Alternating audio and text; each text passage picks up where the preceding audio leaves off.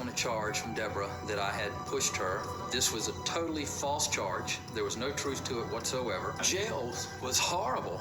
You're around the rapists and the murderers and the drug addicts and the thieves. They're stripped of everything. You totally lose your dignity and humanity. When I was in jail and I thought of her, I saw red. She infuriated me by what she did to me. And to think she was out there enjoying herself and her freedom, I hated her. I couldn't stand her. Right now, I have thoughts of revenge against her, and I can't get rid of them. The revenge that I think about all the time, I think it would be a good idea if she spent 30 or 45 days in jail for what she did to me. She needs to be stripped of her freedom and her dignity, and she needs to go through humiliation. She needs to pay for what she did. Okay, now, there are a lot of things about this that are disturbing and shocking, but I've got to tell you, the one that is the most shocking to me after what I just saw is you've now reconciled with this woman? I did. You're living with this woman again? That's the bizarre part of the whole thing. Tell me, Exactly right. what makes you think this is a different woman than the one you left behind when you left her 5 months before you went in jail? Has she gone through some great transformation? Has she been in intensive therapy? Has she changed her whole world, her whole life? Or is this the same girl that put you in jail for 10 months? It's wound up to where it's just like it was before I went into jail.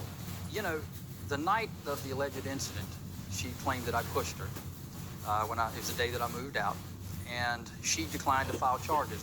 That didn't happen, okay? She waited 6 months before she went down to file the charges on me. Yeah, so I got to ask a question for all the women in America.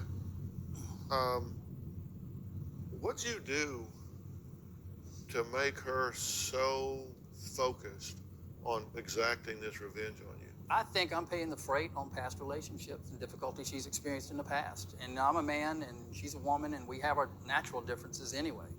We were at each other's throats, and neither one of us would back down. And we were coming at each other very hard. And I just reached a point of critical mass. I left, and charges got filed. 5 months later. 5.5 months later, yes. So how did it feel when it hit you? They're going to put the cuffs on me and slam that door behind me for damn near a year. I didn't think they could do it. The whole way to the police station, he told me that I probably wouldn't have a bond. I would probably be able to just leave, that she'd filed a charge that was 5.5 months old. I didn't think it was going to be an issue, but when the doors did slam and they take everything from you, and you're in there, and I don't know what people know about it, but when you're in there, you have no communication. Your cell phone's gone. All the numbers you know, or as everyone knows, they're under someone's name in your cell phone. They don't give you time to retrieve numbers. You're dealing with a phone system in jail. It's not a standard phone that you can call and collect calls. It's through a certain telephone company, and it makes it difficult to communicate. If you don't have family, which I don't, or someone that's aware of what's going on with you, you're stuck. And astounding that this can happen in America. I mean, Anthony, would this have happened if he had had a lawyer? Not if I was his lawyer, because I tell you what, I spoke to him, and I can't believe what they did to him. First of all, when he was found guilty, the judge gave him a 180-day suspended sentence, which means he was to do no time.